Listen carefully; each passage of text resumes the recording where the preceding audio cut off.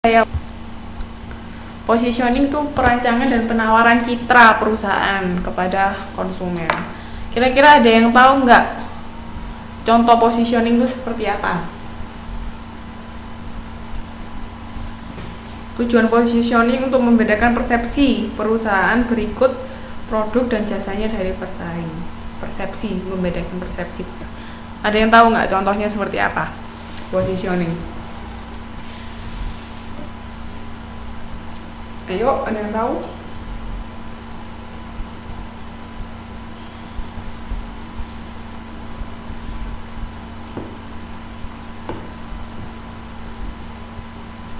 Nah, ada yang tahu contoh positioning?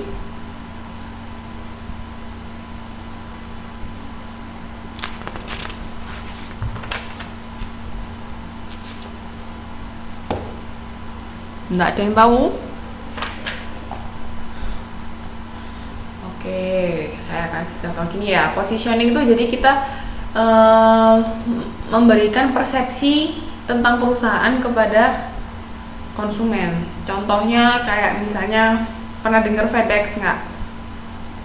FedEx, perusahaan pengiriman barang. Pernah tahu? Nah, dia ada slogan itu salah satunya. Misalnya 24 hours bisa mengirim. Jadi dia bisa mengirimkan barang kapan aja, 24 jam. Itu salah satunya. Atau pernah dengar misalnya Yamaha semakin terdepan.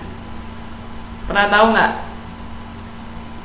Yamaha semakin terdepan, itu salah satu positioning. Jadi ketika kita memikirkan tentang Yamaha, yang ada adalah Yamaha itu terdepan dari dalam apanya, misalnya dalam menciptakan produk baru atau apa, dalam kecepatan atau apa. Nah, itu salah satu positioning. Logo itu bisa, salah satu positioning itu bisa berupa logo, bisa berupa slogan. Jadi gimana caranya kita bisa membangun persepsi barang kita itu terhadap konsumen. Itu positioning ya. Jadi gimana caranya konsumen itu tuh tahu di benak konsumen, oh ketika konsumen memikirkan tentang produk kita, yang ada itu langsung nyantolnya ke sini, saya ke A atau apa. Nah, itu positioning. Oke. Langkah-langkah positioning, mengenali keunggulan-keunggulan yang mungkin dapat ditampilkan dalam hubungan dengan pesaing, yaitu tadi kira-kira apa yang mau ditonjolkan. Misalnya kita juga punya produk kendaraan, kita misalnya menonjol dalam hal itunya, servisnya. Ya berarti kita misalnya slogannya apa ya? Give the best service to the consumer, misalnya. Maksudnya kita memberikan pelayanan perbaikan servis motor yang terbaik kepada konsumen, misalnya. Slogannya macam-macam, jadi tergantung. Oke, selamat malam Mbak. Mbak, ini nanti ada tugas, bisa saya infokan. Oke, tugasnya ini nanti saya bilang dulu ya sekarang ya, tolong dicatat. Tugasnya Mbak-mbak sama Mas-mas bikin perusahaan sendiri, bikin perusahaan jasa sendiri. Nanti dibikin visi perusahaan apa, misi perusahaan, terus segmentasinya siapa, positioningnya bagaimana, produknya apa. Oke, tolong dibikin ya. Nanti kita dipresentasikan pada saat TTM tanggal 24 Maret. Satu orang bikin satu. Berhubung kita totalnya ada 21 mahasiswa, jadi saya kasih ke 7 jenis perusahaan. Oke, repeat ya. Jadi mbak-mbak sama mas-mas bikin perusahaan sendiri, perusahaan jasa sendiri. Bikin perusahaan jasa sendiri. Nanti dibikin namanya terserah mbak, pilih sendiri. Dibikin visi perusahaan apa? Ya nanti saya share misi perusahaannya apa, visi misinya, terus produknya yang dimiliki apa. Setelah produknya terserah mau ada 1 produk, 2 produk terserah, tapi nanti tiap produk harus ada segmentasinya, terus positioningnya bagaimana, mau positioning secara global perusahaan atau tiap produk di positioning kan boleh, tapi kalau segmentasi, kalau misalnya produknya lebih dari satu, harus punya masing-masing segmen ya produknya itu. Oke. Jadi sama diferensiasi produk, apa keunggulan produknya mbak-mbak sama mas-mas dari pesaing yang sudah ada. Nah, karena kita ada 21 orang, nanti kita bagi tiap 3 orang punya satu yang sama. Misalnya 3 orang perusahaan hotel, 3 orang restoran, 3 orang salon, 3 orang bengkel, 3 orang karaoke, 3 orang pengiriman barang, sama 3 orang maskapai penerbangan ya. Jadi nanti saya bagi siapa yang kebagian hotel, siapa yang kebagian restoran, siapa yang kebagian bengkel, karaoke, pengiriman barang, atau maskapai penerbangan. Jadi nanti bikin analisanya. Oke. Saya yang menentukan jenis perusahaannya, tapi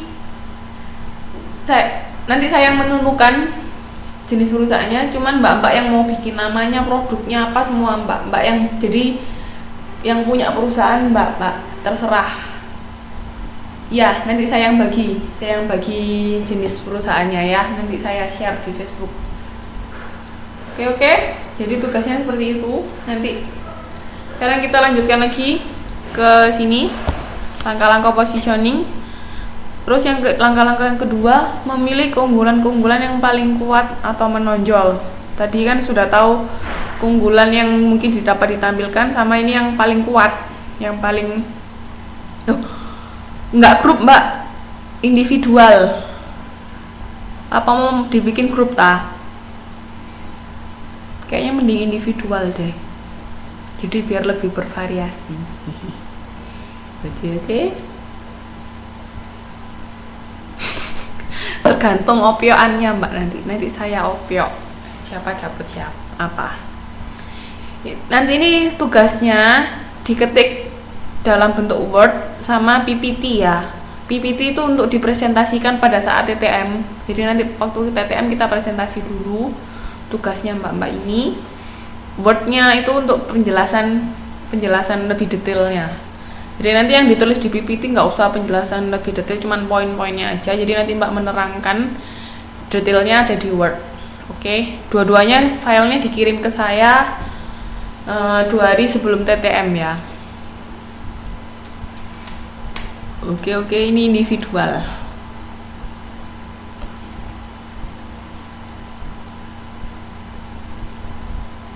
Oke, terus habis itu langkah yang ketiga, menyampaikan keunggulan itu secara efektif kepada pelanggan. Nah, cara menyampaikannya ya bisa berupa slogan, moto, logo, macam-macam. Pokoknya kita bisa menanamkan sesuatu di benak pelanggan. Itu tujuannya dari positioning. Terus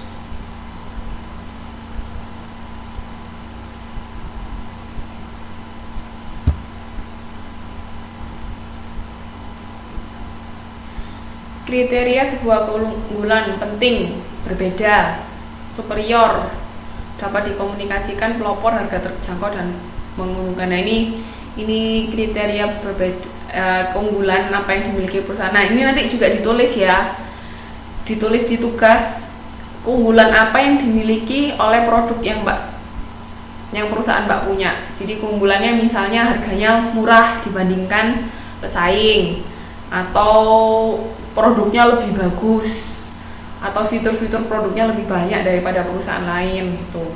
Ini kriteria sebuah keunggulan. Terus